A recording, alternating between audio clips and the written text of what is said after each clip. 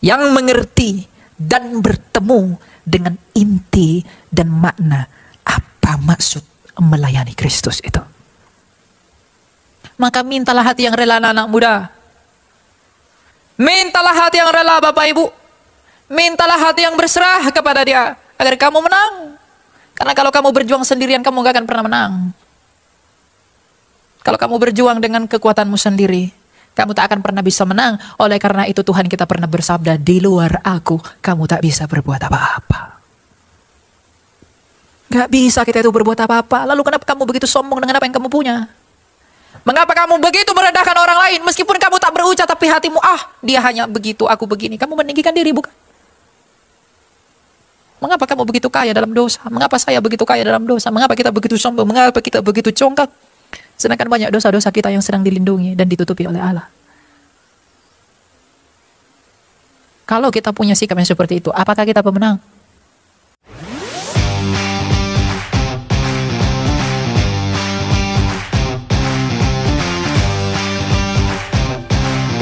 Doa.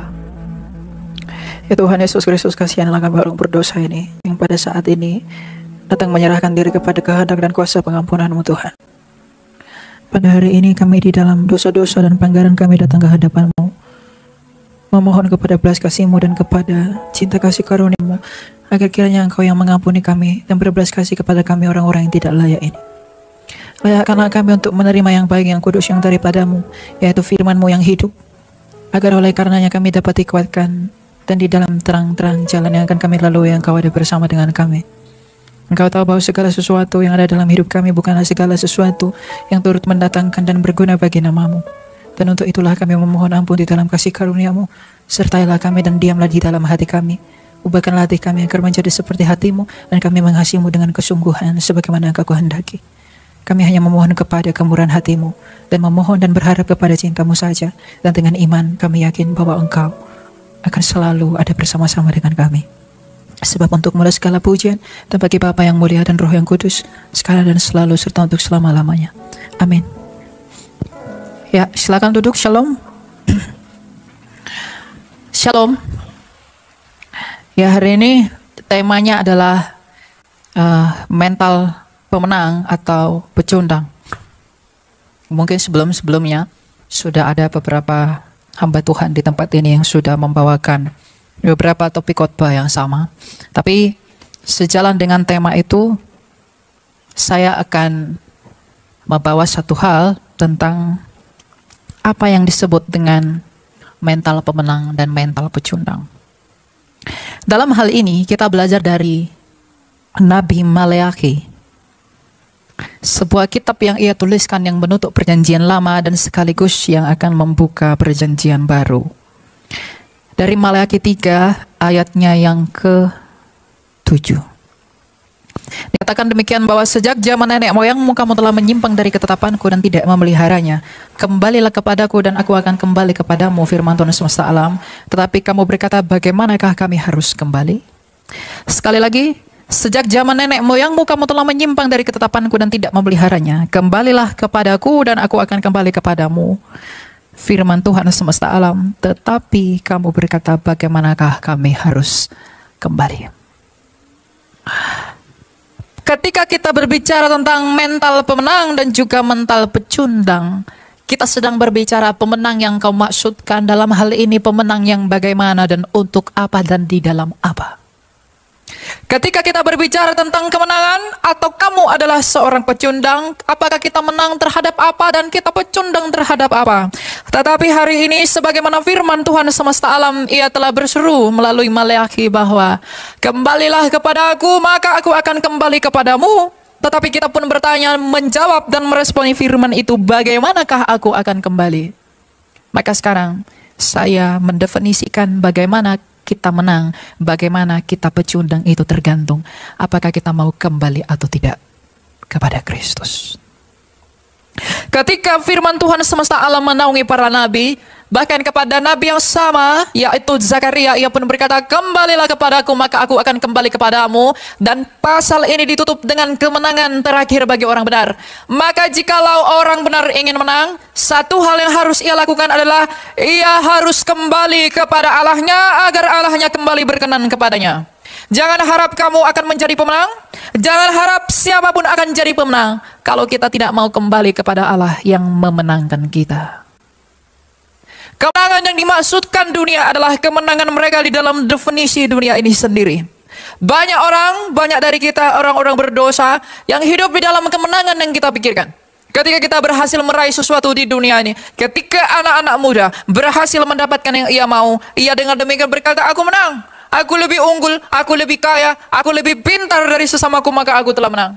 Ketika dunia berkata bahwa aku telah menang karena aku telah memiliki segala sesuatu yang telah kuperoleh karena hasil usahaku, maka engkau dengan berkata demikian adalah pecundang bagi Kristus. Kamu mungkin menang bagi dunia, tapi kamu pecundang bagi Kristus. Kemenangan yang sejati bagi orang-orang yang sudah bersatu dan telah mati dan bangkit bersama Kristus adalah kembalinya orang berdosa. Karena itulah yang dikehendaki oleh Kristus. Jadi jikalau kamu mau menang, kembalilah kepada Allah.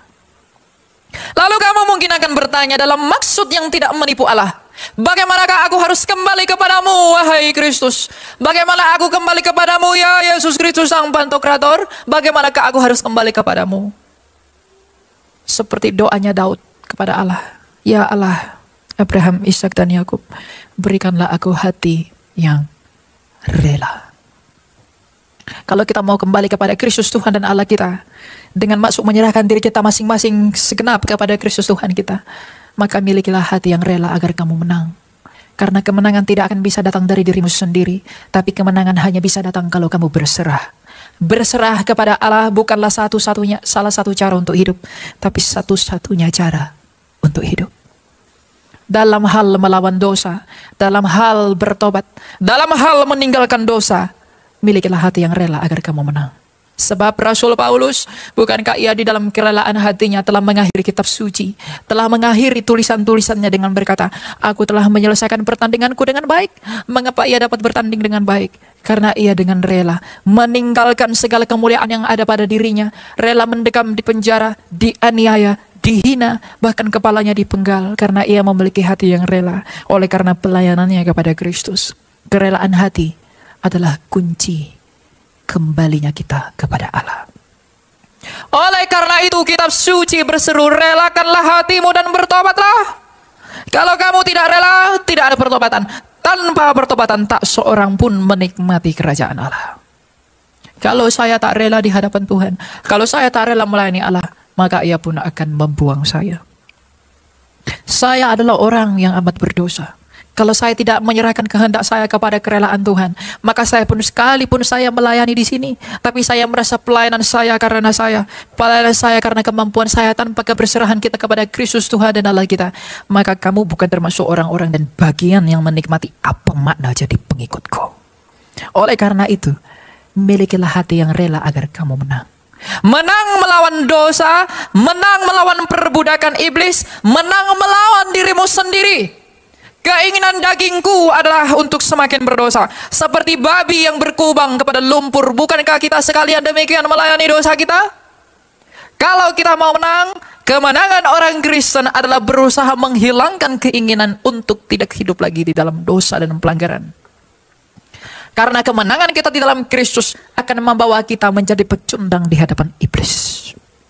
Kemenangan bagi iblis adalah ketidakrelaan hati dan kesombongan orang-orang Kristen. Jadi kalau kamu mau menang dan tidak menjadi pecundang di pemandangan mata Allah, milikilah hati yang rela, milikilah hati yang berserah. Serahkanlah segala sesuatu kepada Dia agar Ia yang menolong kamu, bahkan dalam pertobatanmu, bahkan dalam usahamu untuk meninggalkan segala noda dan pelanggaranmu. Minta tolonglah kepada Allah, berserulah kepada Dia sebagaimana para rasul telah berseru. Berserulah, meminta pertolongan, tolonglah, selamatkanlah, kasihanilah aku, wahai Kristus, agar engkau meluputkan aku dari segala hal yang menyisaku di dalam kebenaran yang telah kuperoleh daripadamu. Dengan demikian, pada hari terakhir, pada hari Tuhan, kita akan ditandai sebagai orang yang menang di dalam pertandingan yang disempurnakan oleh Kristus sebagai pokok anggur yang benar. Jadi, relakanlah hatimu untuk menjadi pemenang dengan berusaha meninggalkan dosa-dosa kita. Para rohaniawan, para pelayan Tuhan dan segenap yang mengambil bagian dalam pelayanan kepada Kristus, termasuk saya, termasuk yang menyanyi di sini, yang main musik di sana. Di dalam pelayanan kita, bukankah kita sekalian kadang merebut kemuliaan Tuhan? Bukankah kita kadang mengambil kemuliaan Tuhan? Ia bermahkota duri, namun kita memakai kemuliaan dunia. Ia berpakaian yang tidak berarti apa-apa, sedangkan kita menyangkali dia dengan cara hidup kita. Kalau kita mengaku mengikuti dia, kita tak mungkin hidup sebagaimana ia tidak hidup. Kalau kita mau jadi pemenang, saya orang Kristen, pengikut Kristus, dan kamu juga pengikut Kristus. Kalau kamu mau jadi menang di dalam kepengikutanmu akan dia, maka hiduplah sebagaimana Kristus yang adalah Tuhan dan Allahmu itu telah hidup. Tirulah dia dan teladanilah dia dalam segala hal. Di dalam kesederhanaan hidupnya, di dalam kerelaan hatinya, di dalam pikirannya yang murni, di dalam bantuannya kepada orang lemah, di dalam pertolongannya kepada orang susah, di dalam uluran tangannya kepada orang-orang berdosa, dan tidak menaruh kejijikan kepada orang-orang yang membutuhkan ia. Tapi jikalau kita mau menang, jikalau kita mau menang dalam hal menjadi Kristen, Kristus itu cukup menjadi teladan bagi kita. Kalau kita mengatakan, saya mau menang, saya seorang Kristen, tapi kita tidak melakukan apa yang Kristus lakukan dalam karakternya yang mulia, yang memang ia bawa menjadi teladan bagi kita untuk menuntun kita kepada kesempurnaan iman, maka kita tetap menjadi pecundang sampai mati. Kalau saya mengatakan saya adalah orang Kristen, tapi saya tidak hidup seperti Kristus telah hidup. Saya tidak memberi hati sebagaimana Kristus telah merelakan hatinya demi pengabdiannya kepada Bapaknya. Saya tidak rendah hati seperti Kristus telah begitu rendah hati. Maka saya pecundang sekalipun engkau setiap minggu datang ke gereja, sekalipun engkau menerima perjamuan Tuhan, sekalipun engkau bernyanyi, sekalipun engkau berkhotbah, sekalipun engkau melakukan hal-hal yang terlihat secara kulit kamu melayani Allah. Tapi kalau kamu tidak memiliki hati sebagaimana Kristus telah memilikinya, kamu tetap jadi pecundang, tidak pernah akan jadi pemenang. Tapi ketika para rasul di dalam kehinaan mereka bagi dunia, ketika Petrus dianiaya, ketika Paulus dianiaya, ketika semua rasul dianiaya dan dianggap bodoh, bahwa mereka adalah Mesiim, mereka adalah Kristianos, mereka adalah pengikut Kristus, karena bagi dunia ini tidak ada kemuliaan yang tampak pada mereka yang mengikuti Kristus itu. Tapi pada akhirnya mereka lah orang-orang yang menang itu, karena mereka berusaha hidup sebagaimana Kristus hidup. Kristus telah diabaikan dan mereka pun ikut diabaikan karena mereka melakukan hal yang sama seperti yang Kristus lakukan. Oleh karena itu berbahagialah engkau jikalau engkau dianiaya dan juga diasingkan dan diabaikan oleh karena pengabdianmu kepada Kristus, karena kamulah pemenang. Tapi celakalah kamu dan malanglah kamu yang dielu-elukan dan yang dipuji-puji, sedangkan kamu lupa betapa banyak dosa yang ditutupi oleh Tuhanmu. Kalau manusia memujimu, kembalikanlah pujian itu kepada Allah. Sebab berapa banyak dosa yang disembunyikan oleh Allahmu. Itulah latihan bagimu dan bagiku untuk menjadi pemenang di dalam imanku sebagai seorang Kristen. Kalau orang mengaku Kristen tapi tidak berjuang untuk hidup di dalam apa yang Tuhannya mau, ia pecundang. Kalau ia mengaku Kristen, ia datang ke gereja, tapi tidak hidup sebagaimana Kristus hidup. Tidak mengagungkan kemuliaan Kristus di dalam tahtanya, yang dengan rela naik ke atas salib dan membentangkan tangannya yang penuh belas kasih, tapi malu menjadi saksi akan Tuhannya yang telah tersesah demi keselamatan dia. Engkau pecundang. Kristusmu tak malu mengakui engkau. Kristusmu tak malu tersalib demi engkau. Mengapa engkau malu mengakui dia? Dia tidak malu untuk menjadi miskin, sedangkan ia menggenggam segala sesuatu demi menanggung kehinaanku dan kehinaanmu. Tapi mengapa engkau malu untuk hidup sebagaimana dia hidup? Dia tak malu mengatakan bahwa sudah selesai, tersesat demi dosaku yang amat dan teramat banyak ini. Tapi mengapa saya malu untuk bersaksi mengenai dia? Lalu kita mengatakan kita adalah orang Kristen. Saya orang Kristen, tapi saya tidak hidup sebagaimana Kristus hidup. Maka dia ada pertobatan dalam diriku. Wahai jiwaku, inikah yang kau mau? Wahai jiwaku, inikah yang kau inginkan? Wahai jiwaku, mengapa engkau telah menjadi kaya di dalam dosa, tetapi engkau telah miskin terhadap pengabdianmu kepada Allah? Inikah yang engkau mau? Bertobatlah demi kerajaan Allah. Inikah yang saya mau? Inikah yang kamu mau? Itukah yang kamu cari dengan menjadi Kristen? Inikah yang kamu inginkan dengan mengikuti Kristus? Apakah yang kamu dambakan dengan menjadi pengikutnya? Kamu tidak melihat apapun yang dimiliki Kristus ketika ia datang dalam ke dunia ini, sebagaimana dikisahkan oleh kitab suci melalui para muridnya yang mulia. Tetapi mengapa kamu mengikuti dia kalau begitu? Kalau kamu berharap pada hal-hal yang ada di dunia ini untuk mengikuti dia, akhirnya kita akan menjadi seperti Yudas. Mengapa Yudas menjual Yesus? Karena Yesus Kristus mengatakan bahwa dia akan duduk sebagai Raja dan Mesias. Yudas mengikuti dia karena berpikir ketika ia menjadi Raja, dia akan punya banyak uang. Tetapi ketika orang-orang mencari Yesus, maka Yudas pun menjadi kecewa. Daripada aku tak dapat uang, lebih baik aku jual dia 30 keping perak. Apakah yang membuat kamu mengikuti Tuhanmu, dan apakah yang kamu dambakan? Mengikut dia. Kalau kamu menginginkan kemurnian iman, maka relakanlah hatimu untuk sengsara. Karena di dalam kesengsaraan itulah ketekunanmu dan imanmu diuji, sebagaimana emas dibakar dalam tungku api. Milikilah hati yang rela, milikilah hati yang berserah, agar kamu menang demi imanmu, pengabdianmu kepada Kristus.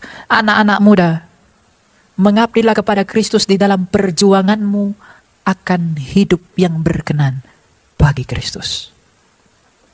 Anak-anak muda zaman sekarang termasuk saya adalah anak-anak muda yang berjuang demi pengakuan dunia.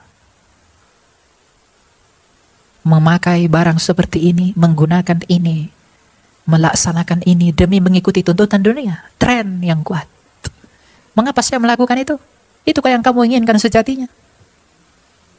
Mengapa kamu merelakan hatimu pada hal yang demikian itu, tapi kita tidak merelakan hati kita kepada Kristus yang telah menganugerahkan darahnya di atas kepala nenek moyang kita? Apakah arti yang kita kejar semuanya ini, tapi kita tidak meminta kerelaan hati kepada Tuhan? Daud orang benar bukan? Tadi betul pesan senior pastor. Orang benar pasti jatuh dalam dosa. Bu Monik tadi itu benar. Daud itu orang benar oleh iman. Jatuh nggak dia dalam dosa? Tapi ketika ia minta kepada Allah, berikanlah aku hati yang rela, ia pun dibebaskan oleh Kristus dari tawanan.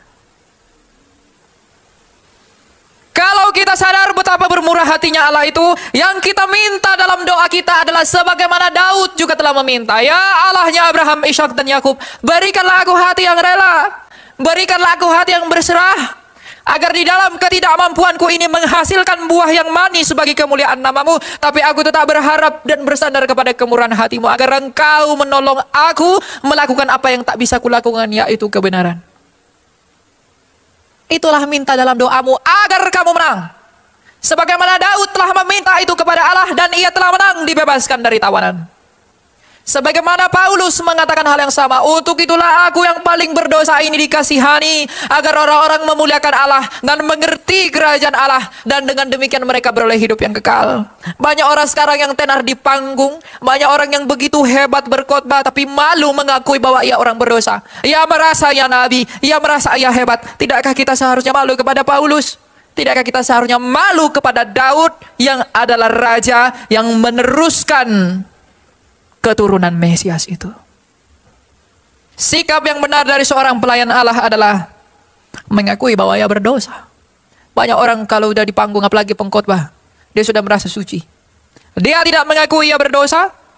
Kalau ada hamba Tuhan yang mengakui dia orang berdosa di hadapan banyak orang, bukan hanya dalam pengakuannya saja, tapi bagaimana ia hidup, bagaimana ia berbicara, bagaimana ia melihat saudaranya, dia adalah hamba Tuhan yang benar, yang mengerti dan bertemu dengan inti dan makna apa maksud melayani Kristus itu.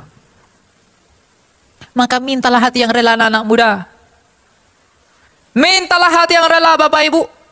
Mintalah hati yang berserah kepada Dia agar kamu menang. Karena kalau kamu berjuang sendirian, kamu gak akan pernah menang. Kalau kamu berjuang dengan kekuatanmu sendiri, kamu tak akan pernah bisa menang. Oleh karena itu Tuhan kita pernah bersabda, di luar aku, kamu tak bisa berbuat apa-apa.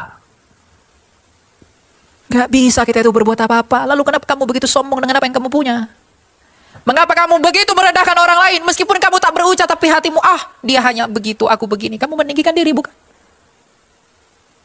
Mengapa kamu begitu kaya dalam dosa? Mengapa saya begitu kaya dalam dosa? Mengapa kita begitu sombong? Mengapa kita begitu congkak? Sedangkan banyak dosa-dosa kita yang sedang dilindungi dan ditutupi oleh Allah. Kalau kita punya sikap yang seperti itu, apakah kita pemenang? Kita pemenang bagi setan. Tapi kita pecundang bagi Kristus yang oleh mulut kita sebut, kita ikuti. Tapi kalau kita merendahkan diri, kita meminta, wahai Kristus sang penguasa alam semesta, berikanlah aku hati yang rela, berikanlah aku hati yang hancur, agar aku dikasihani di dalam kesadaranku itu. Berikanlah aku air mata untuk menyucikan jiwaku. Berikanlah aku berkat hati yang mau menyederhanakan diri. Berikanlah aku hati yang mau mengakui dosa-dosaku. Berikanlah aku hati yang mau memberikan kerelaan kepada orang-orang tak dipandang di dunia ini. Maka kamu jadi pemenang. Karena dengan cara itulah para rasul telah menjalani hidupnya dan mereka telah menang. Jangan balikkan, jangan putar balik, jangan jatuhkan makna mengikuti Dia itu. Tuhan tidak perlu emasmu, Tuhan tidak perlu berlianmu, Tuhan tidak perlu pakaianmu yang mahal datang ke tempat kudus. Bukan berarti kamu nggak bisa pakai itu, kamu bisa pakai itu. Tapi bayangkan, kamu bertemu dengan rajamu, kamu pakai semua yang kamu miliki. Sedangkan ia bermahkota duri, ia telanjang. Tegakah kamu memakai semua itu? Relakah kamu memakai semua itu? Apa maksudmu memakai semua itu? Kamu datang memakai semua kemuliaanmu, tapi yang kamu muliakan telanjang dan bermahkota duri. Lalu kamu mengatakan, aku pengikut Kristus. Apa tujuanmu memakai itu semua? Kamu ingin pujian manusia, bukan? Kalau masih seperti itu, kamu masih pecundang. Bagaimanakah aku mengikut engkau? Itulah jawaban dari semuanya itu. Banyak di antara Anda yang kelihatan kaget dengan pernyataan saya. Tapi itu bukan pernyataan saya. Itu pernyataan Paulus. Agar kita mengerti bagaimana meneladani dia itu. Jangan beri celah. Jangan fasilitasi kemampuan dan keinginan kita untuk berdosa di dalam apapun yang kita miliki. Agar kita tidak menjadi pecundang di dalam hal mengikut Dia. Tapi kita menjadi pemenang di dalam mengikut Dia. Wahai orang Kristen, apakah yang kamu kejar, apakah yang kamu inginkan? Kemenangan yang bagaimanakah yang kamu mau? Saya pengen anak saya sukses. Saya pengen gereja yang saya dirikan sukses. Tidak masalah. Tapi apakah caranya benar? Apakah hatimu benar? Saya katakan, jangan minta Allah mengubah hidupmu, mintalah Allah mengubah hatimu. Karena dari hatimu lah hidupmu terpancar. Sebagaimana yang tulis oleh hikmat dari pengamsal. Agar kita tahu siapakah kita di hadapan Allah itu. Kalau kamu tidak sadar, kamu bagaikan debu di hadapan Allah, tak akan ada pertobatan dalam hatimu. Kalau saya tak sadar betapa bodohnya saya, sekalipun saya melayani Tuhan, saya tidak layak merasa lebih baik dari kamu. Kalau saya menganggap pujianmu adalah hal yang baik bagi saya daripada kamu, saya lebih brengsek daripada orang yang tak melayani Tuhan.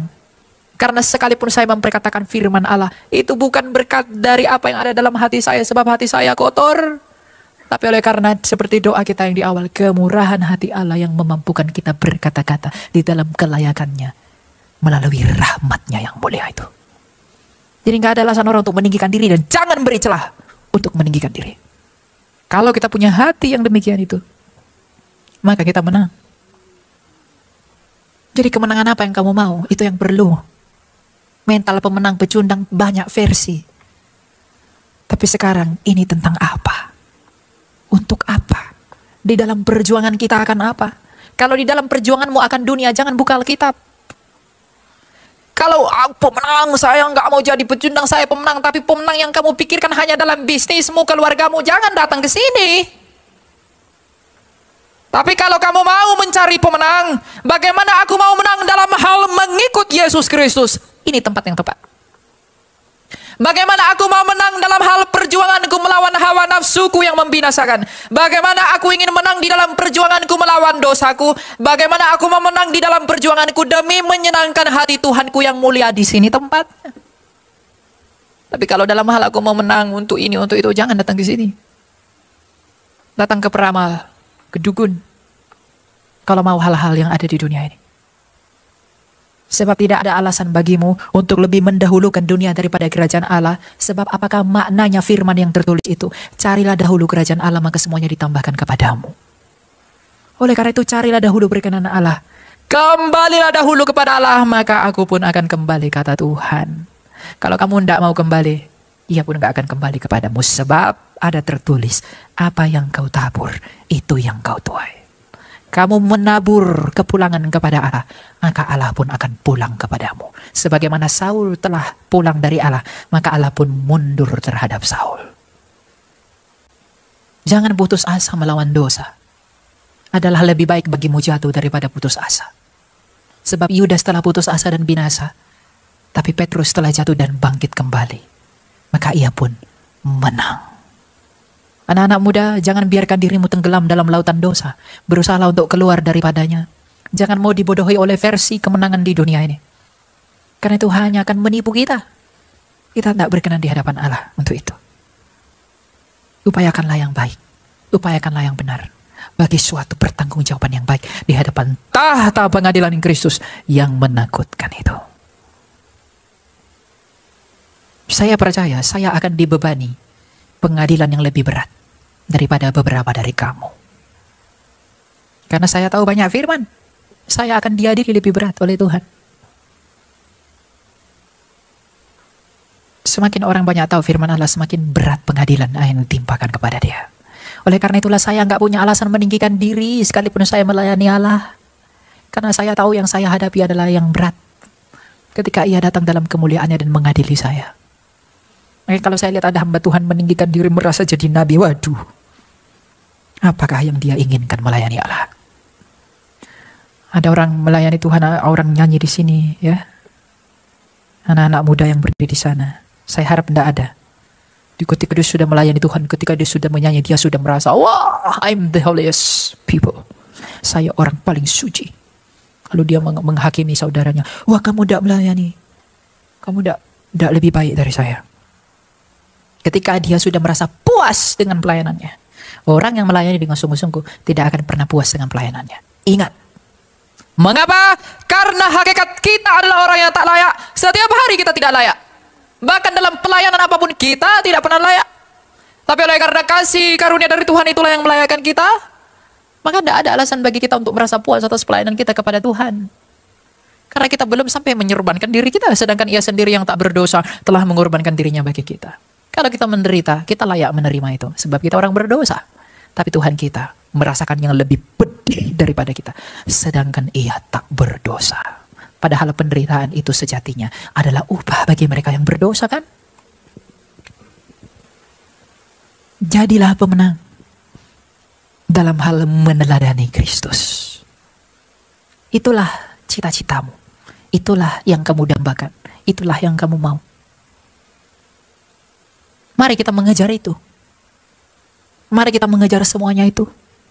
Agar hidup kita bermakna. Agar kita berguna. Bukan bagi dunia. Tapi bagi Allah. Kamu mau berguna bagi orang tuamu, anak-anak muda? Pasti. Kamu mau berguna bagi pacarmu? Pasti. Kamu mau berguna bagi orang tuamu? Pasti. Orang tua mau berguna bagi anaknya? Pasti. Tapi mengapa kita tidak mau berguna bagi Tuhan? Mengapa kita tidak mau berguna bagi Allah? Sedangkan fakta bahwa hanya Dia yang dapat menolong kita. Mengapa kita tidak menghabiskan waktu ini untuk berguna bagi Tuhan?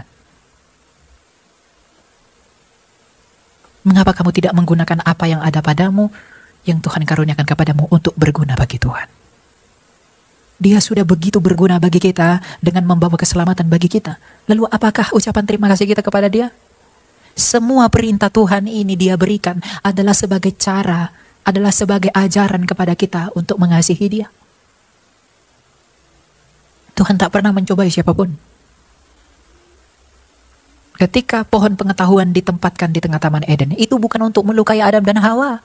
Itu bukan untuk menguji mereka.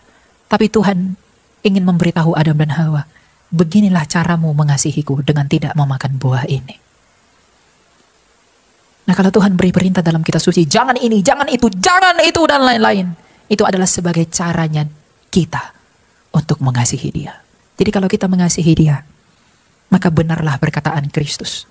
Jikalau kamu mengasihi aku, kamu pasti melakukan perintahku. Jadi kalau kita mau menjadi pemenang, kita mau mengasihi dia, maka lakukanlah perintahnya. Karena perintah-perintahnya dia itu adalah cara kita untuk mengasihi dia. Oleh karena itu, menanglah dalam perjuanganmu melawan dosa-dosa. Menanglah dalam perjuanganmu mengejar kerendahan hati. Menanglah dalam perjuanganmu dalam mengejar keberserahanmu kepada Allah. Menanglah dalam perjuanganmu, perlombaan kita di dalam hal berguna bagi Kristus. Mari menang, mari berjuang di dalam hal mengikut Kristus.